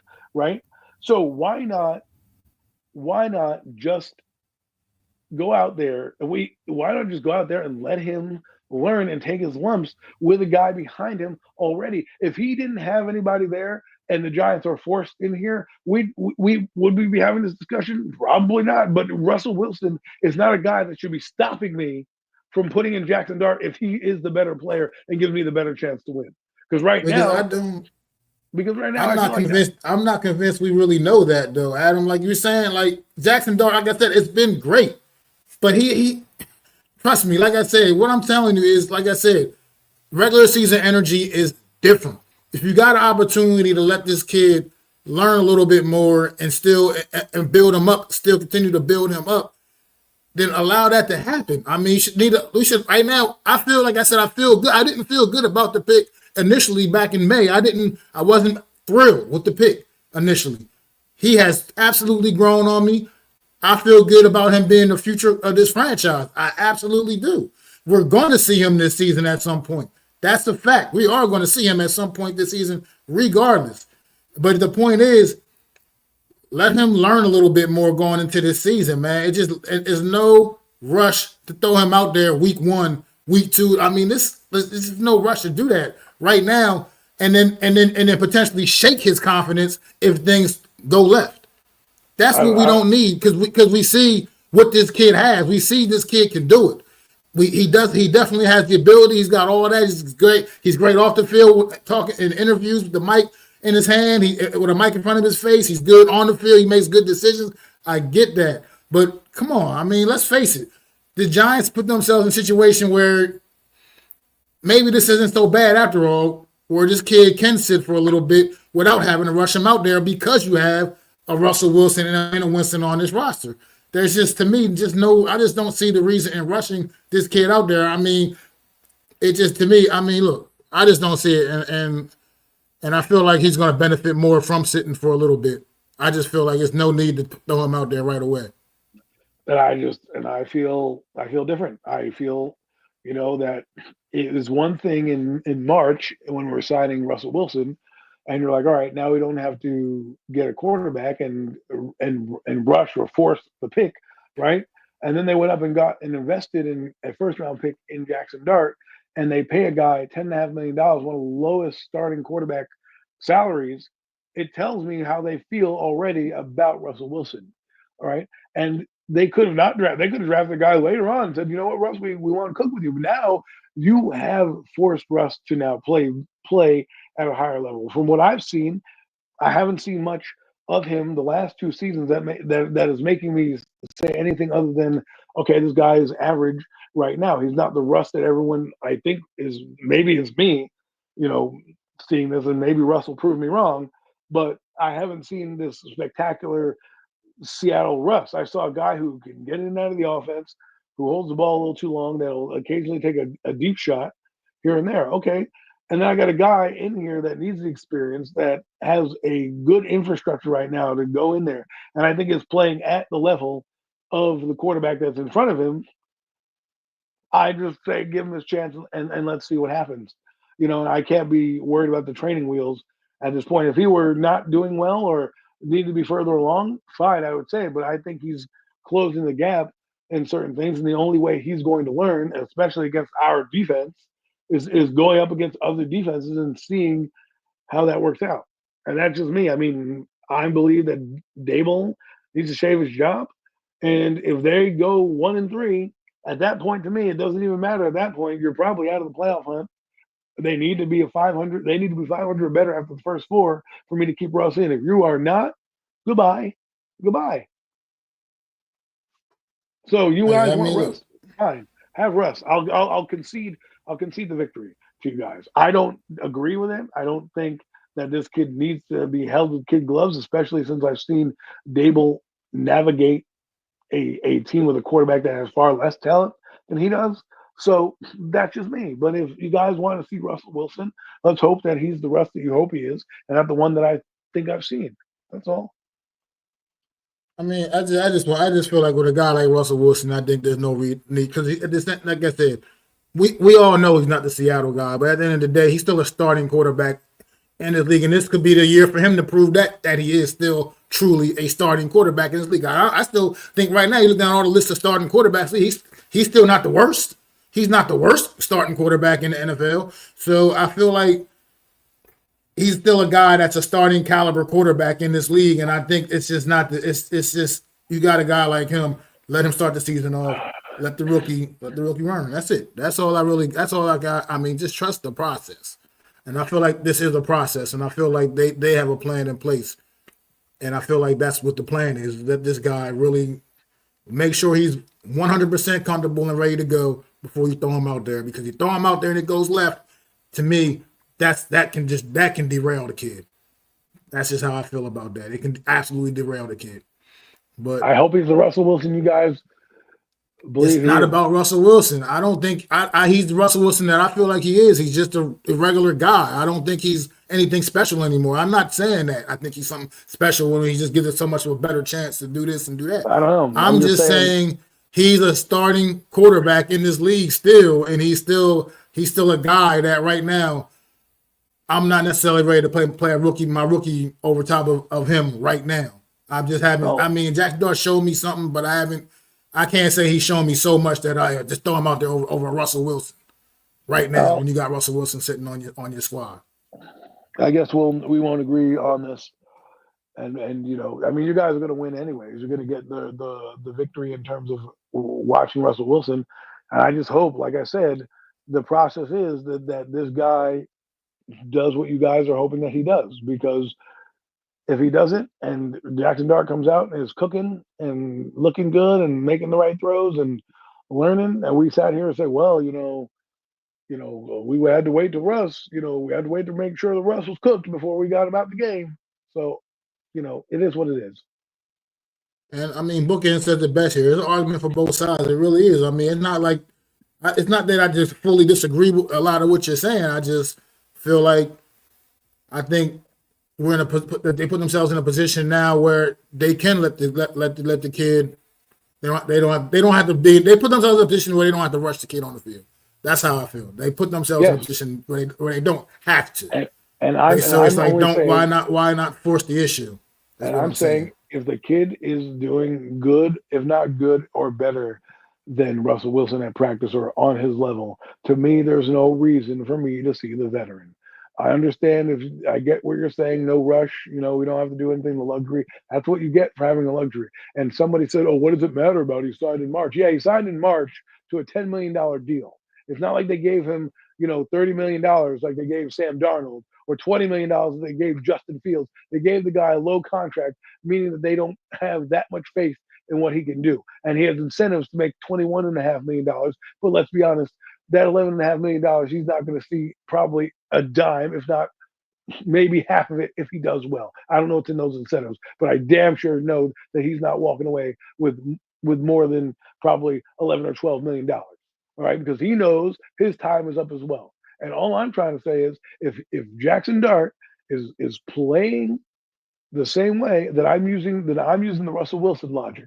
If he's playing just that, if not better, and give the team a better chance to win, and that's the coach who decides that, then by all means he should start. It started with Matt Flynn. How come we can use Russell Wilson when it's convenient to use Russell Wilson?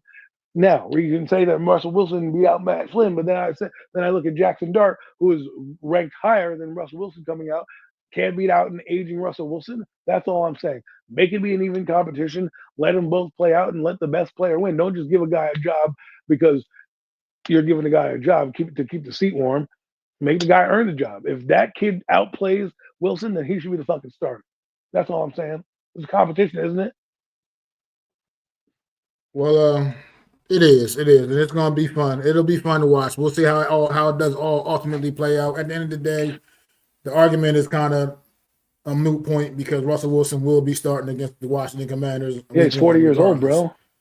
So I mean, it doesn't. It's fun to talk about, and it's all good. Like I said, it's validity on both sides of the argument for sure. So how do we know that Russell Wilson proved that he was better? Like in practice, right? They're doing the same thing. They're both executing. They're having decent practices, both of them. I don't understand how you're proving it. I mean, so it's just that's what it is. It's not a quarter. It hasn't really been an open competition. It's been just Russell Wilson, you're our starting quarterback. That's actually been that from the door. So it's been a known thing. So let's watch it all unfold, watch it all develop. We'll see. I think the one thing I will say for certain and for sure, Jackson Dart definitely did shorten the leash for Russell Wilson. That's for damn sure. He definitely shortened the leash, regardless. So it just was like we said, we will see. We'll see how it all plays out ultimately when the season gets underway. Go ahead, Ric Flair. I see you, man. FD, man, if you're new to the channel, man, make sure you hit that subscribe button for me, brother. I really appreciate that, man. No doubt indeed, man. But let's talk about this O-line, man. I want to talk about the offensive line a little bit too, man, because I'm starting to get I'm on board a little bit, man. I'm on board. I mean, Carmen Brasilia, what he's done with this unit, man, it's looking up a little bit, man. I go back and look at this game on the Jets and Giants game, man. This offensive line to me performed overall pretty strongly throughout the entire game, from their starters to the backups, everything. Was pretty solid performance from this group. I don't know if you have any thoughts on the offensive line coming into this season, man. As we get closer to the season, start of the season.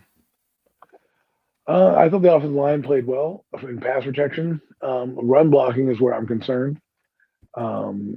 Because if we can't, I think when Tyrone Tracy was out there, Tyrone Tracy averaged 5 yards a pop when he was out there. So I feel like that's they were doing their job. They were opening the holes up for him. I mean, right. We'll see. We'll see what happens. I mean, again, I want to see. I like the pass protection. That's what I could definitely tell you. Run blocking, we'll see what happens. Come regular season. But if they can pass block, that's going to be good, to get our receivers open and things like that. This is the best I've seen offensive line play in probably years. I don't want to get too high. I don't want to get too low yet because I'm hoping that if Andrew Thomas comes back, that he can make a full recovery, that it is going to be tough to go out there and, start running around right quick with no ramp-up period. So I don't know if he will be starting. I know he came off the PUP list. But we will see about that. But I'm encouraged. You know what I'm encouraged by though? Josh Azudu. He heard me talking crap about him, so he decides to put up 2 solid performances. In the preseason. Well, you put a guy back at his natural position. Maybe maybe that's part of what it is anyway. He's back playing guard now, so ding ding ding.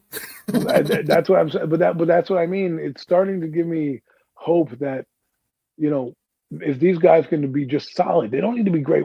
Everybody thinks we need Hall of Famers across the line. If you look at the offensive lines across leagues, they're not all Hall of Famers. Some of them are, yes. Some of them are, like the Cowboys. They invest a lot of first round talent in them, but not every line is like that, right? They got guys from the first to the seventh round on many lines. Now, some are better than others. Obviously, you get better quality with the higher you draft. But what I'm saying is, you want guys that can come in and contribute, that eventually will be a starter. There's no point in drafting a guy and he just never does anything. He needs to be a solid player, a solid contributor, right? And you invested in Josh Azudu, so you're hoping that at some point he can take a snatch a starting role. I'm hoping that this year, Josh Azudu can prove that, maybe a James Hudson or a Luminor or a guy like that can be expendable, right? Because Membo, who also is having a good camp, is going to need to be here because the Luminor, who is 31, 32, going to be getting up in age. I don't think you need to pay him next year. He's going to want to, if he has a good season, he's going to want to command some money. And while I believe in offensive lineman, if I got Membo in line, I got Josh Azudu in line, I can let my homegrown talent, which is essentially what a lot of teams want to build off of, is homegrown talent. Let my homegrown talent flourish, right? And you need, valuable backups for Runyon and guys like that. They're moving around Kubis, and the whole offensive line as a group, the unit has all been better, right? Maybe it's because of, let's put it this way, maybe because they've had continuity, maybe because these guys have been the second year in a system. They don't have guys moving in and out and around. They haven't played musical chairs that much of the offensive line this year. And I think that's why you're seeing a better output than what you're seeing. You're not seeing James Hudson flip to this side and they move Illumina to that side and put guard over here and this guy over there, blah, blah. They're doing it with the backup players, which is fine. That's what you need to do with backup players. But they're not doing it with the starting O-line, and they're starting to hone in on guys' skill sets like Evan Neal and Josh Azudu to say, hey, you know what? Let's go back, look at the tape. Where do you guys play? In a phone booth. Josh Azudu is a better guard than tackle, right? Evan Neal, a better guard than tackle. Do I think they're starters? No. I think Evan Neal, unfortunately, is not a great starting guard at this point.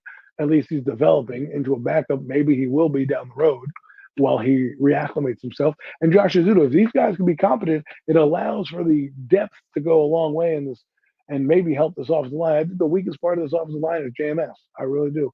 I believe if you're going to see pressure, it's going to come up that middle.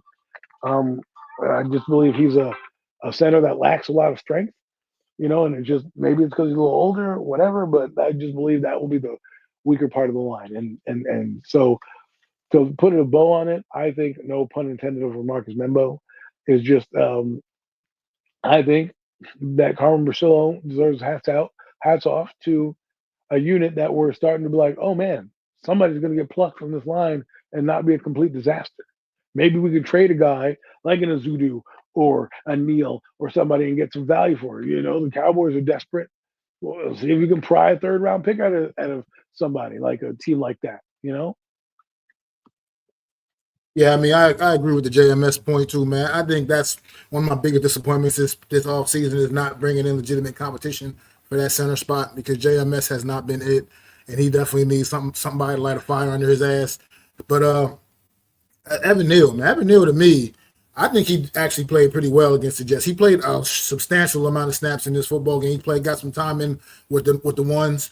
And then he played a lot with the backups as well. And I think what I saw from Evan Neal was pretty solid performance out there. I think he, for the most part, I mean, it wasn't all perfect, obviously. I mean, I saw him a couple of times, a couple of things, a little questionable, shaky. But for the most part, it was a really solid performance. And I think you said something else that was also key, man. When you're talking about the musical chairs thing, man, you can't do that with an offensive line. I mean, I know you want versatility and this, that, and the other, but the O-line is about continuity. And you can't just have guys juggling around position to position, to here, to there, to all over. You can't do that and think you're going to put together a successful O-line that way. You got to have guys like Jermaine Luminor said it best. The reason he's having such a great camp, you feel like, because he's able to come in and focus on being a right tackle, period. Like, that's what he's able to come in and focus on being and continue to work and grow and build and being a better right tackle. You can't just keep shuffling like they're a deck of cards or something. You can't do that with offensive line. I like the fact that Marcus Bowe has come in from the 5th round, and right now he's a guy that I think is should definitely be competing right now for that swing tackle spot. I mean, he's performed excellent throughout this training camp, exceeded my expectations, as a matter of fact. So I just think that it's all about the continuity and getting whoever your five is and get those guys out on the field and let them grow together, man. Like, let them grow together. That's how that's offensive linemen are like brothers, man. You got to just that's a straight up family right there, man. You got to let these guys work together and be comfortable. And it's with Neil and Ozudu, if they can bring you anything at the guard position, that's just a bonus for the depth. That's like I said, this past game, it's just this offensive line performed pretty well throughout the entire game, and that's all levels of it. Like I said, from the starters, from when the ones are out there to the backups throughout the rest of the game, the quarterbacks had clean pockets for the most part. They're not giving up sacks. I mean, and Bookend said up here earlier, like it certainly does help as well when you got quarterbacks making quick decisions, getting the ball out quickly. That all helps this offensive line become better. So all these things factor in and it matters, man. So I just think I'm proud of what I'm seeing from this O-line unit. And still, are they going to be a top 10 unit? I seriously doubt. I doubt that. It would be great if they could play up to that level, but I doubt that. But just get to middle of the road, and that is good enough, especially when you got quarterbacks that aren't going to be holding on to the football and just stringing plays out. Like this, I think we got something finally for the first time. I feel really comfortable as long as Andrew Thomas can stay healthy. Like you said, that's going to be a big key as well. Off the pup list, still don't know for sure if he'll be ready for Washington, but I mean, at the end of the day, he should be. But at the end of the day, it's tough because he's gotten really no work before yesterday. So, and he didn't really do a whole lot yesterday in practice either, to be honest. But I'd be sad if he didn't start because that would be a weakness. James Hudson hasn't had a great camp, and I would not. Even if Von Miller is half the shell that he is, I don't want a savvy veteran like Von Miller going up against a fucking guy like Hudson and, outclassing him because the guy like Von Miller can do that. You may laugh, but he doesn't. His presence, Von Miller's not the guy that, we all think he is. But, if we think that Russell has a presence as a quarterback, then this guy has a presence as a defensive end, and he's learned a thing or two. And I don't need him to be in the backfield wrecking havoc because our Andrew Thomas isn't up to speed via health-wise, and James Hudson can't block for nobody. So that's my one concern. I will say, if we flip real quick on the other side of the football, my one concern defensively is the middle of the field and the run defense. Like I know it's preseason, but to give up 180 yards rushing is terrible in any game, let alone preseason. The other thing defensively that I want to bring to attention that needs to get better is the middle of the field. There's a lot of plays this preseason that have been done on the middle of the field with a tight end or a slot receiver, and somebody mentioned that in one of the broadcasts that they need to shore that up. That is something that I am concerned with. Especially when we play teams that have decent tight ends, like the Washington Commanders. We can't let the middle of that field get open because it doesn't matter if you have a good pass rush if they're just dropping little 5-yard, 10-yard passes over your head and guys aren't making the right read. So those are the two things I would say on defense that I would be worried about. But I agree with you with the offensive line, but I just had to say that about defense. No, that's good. I agree with you about what you just said about the defense because that's exactly how I feel the exact same way. The run defense to me just ain't it. They got to. I mean, I know Dexter Lawrence hasn't been out there, but you can't put all your eggs in the Dexter Lawrence basket, man. Like you can't. Look, no matter what, he can't be on the field every single play, regardless. And this run defense has been absolutely terrible through 2 preseason games, man. It's just hasn't proven anything. The Jets ran the ball right down our throat on Saturday night, man. They could, I mean, that was the one. They had the one drive where they didn't even drop back. Justin Fields didn't even drop back for a pass. They just ran the ball right down the field, right down our throat, right down the field. I mean, it was a 3rd and 8. And they think they're gonna call a pass? No, they welcome Abdul Carter welcome to the NFL, young man. Because you're not pinning your ears back and coming getting out of nothing right now. So They just ran the ball and got a first down on 3rd and fucking 8. Like, that's not good. That's not good enough. And so this run defense has to definitely stiffen up no matter what they got to do. They got to figure it out. They got to shore that up. And like you said, Adrian Martinez came in the game and he was throwing the ball all across the middle of the field. Like you said, just the middle of the field was just wide open, man. It was just ridiculous watching that at certain moments, man. So, yeah, things are tighten up. Things definitely got to get cleaned up in those those areas, man. Those two things will break a defense. They will break your pass rush because you won't be able to get to the quarterback, and then they will break your back with debilitating plays over the middle. And those are the concerns right now that were from last year that have somewhat carried over. And I'm going to put this statement out here now. I don't think it is a personnel problem. I think it is a scheme problem. That our run defense is not good. That's what I'm going to put out there right now, because I can't just keep blaming, this guy, you brought in Roches Nuches, who could stop the run over in Tampa Bay, comes here, doesn't know how to do shit. We need Dexter Lawrence to be a bowling ball in there and take up 3 guys for the linebackers, who, by the way, I like Michael McFadden, but sometimes get caught in the wash, because this defense is a wide 9 defense, which means they spread their linebackers out and leave a lot of open space, which allows for a lot more runs to happen. And what kills a good pass rush? A fucking great running game. And we are facing teams that have big O-lines and are gonna try to make ball control against the pass rush. How they're gonna neutralize it. And if you can't stop the run, guess what? Carter, Thibodeau, Burns, they're all gonna be ineffective and not playing up to the level that we need them to, because they're gonna be chasing around running backs and getting banged around with tight ends and chip blocked, because they cannot pin their ears back and go and be one-on-one. So it is a concern for me, a huge concern. It wasn't good with Dexter Lawrence last year. If it's not good this year, I'm not blaming the personnel. I've got to blame the scheme. It's definitely going to be something to keep an eye on. But look, we'll talk a little bit more about the defense next week. A little bit, we'll dig into more about that next week. Obviously, as we'll do probably a full. We'll talk about the roster. The actual 53 will be released by the next time we come on air next Wednesday, so we can talk about that. And what's going on, Miz? Too, by the way, man. Thanks for popping in. Popped in late though. We about to wrap it up, man. We've been going for almost 2 hours. We're gonna get ready to wrap this thing up this week, man. But thank everybody once again for coming out, hanging out with us for a couple hours, man. Talking to NFC's football, man. I know we get a little long-winded on the Giants, but hey, that's just what we do. We Giant fans. Why we save them for last every week. So do appreciate y'all in the chat, the new people coming to the chat. FD Davis, I appreciate you telling Mosley. I said, what up, man? Thanks for sending you over here and supporting it. Zion in the chat, man. Appreciate you, bro. Bookends, man. No doubt D. No Mets, no Nets, no Jets. Oh, my God. Our A1. Our A1 right there, man. Always here each and every week, man. We definitely appreciate you, man. I love that guy, man.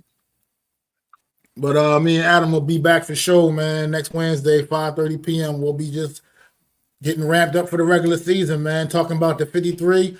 Any surprises, man? Which I think we're gonna have some surprises on there, and we're gonna have some tough cuts, man. Just is what it is. Some trades. New York Giants, man. Yeah, the Giants, man. Our roster. This is the best roster we had in the off season in some time, man. So I must say we're gonna have some guys that's gonna be some hot tickets for other teams right now. So it's gonna be some tough decisions that have to get made. So we're gonna find out. We'll talk about it next Wednesday for sure, man. Along with the other 3 teams, the NFCs, their rosters will also be finalized, or at least not. Well, for what it is for the moment, I should say. Anyway, definitely for me. The march for the Lombardi will begin. Absolutely, man. So make sure y'all go to Adam's channel, man. Support his channel over there. Sub up to Adam, sub up to the Hardcore Sports Network, sub up to my channel at Mac the Giants fan. We really appreciate it, man. Don't cost a thing to show some love, man. Hit that like for the stream, share it out, let everybody know. Tell a friend, man. Tell a friend to tell a friend, man. And we'll be back next Wednesday, 5:30 p.m. Eastern Standard Time. I'm your boy, Mac the Giants fan. This is my guy, super dope co-host Adam Costas. Peace. I'd like to thank you all for listening. If you was feeling this, please take time to subscribe and smack them likes. Feel free to drop a comment. Let me know what you think. Don't forget to ring that bell so you know when I'm dropping new content. It's your boy, Mac the Giants Fan. You can find me on Twitter, YouTube, and Facebook at Mac the Giants Fan. That's MacDa Giants Fan.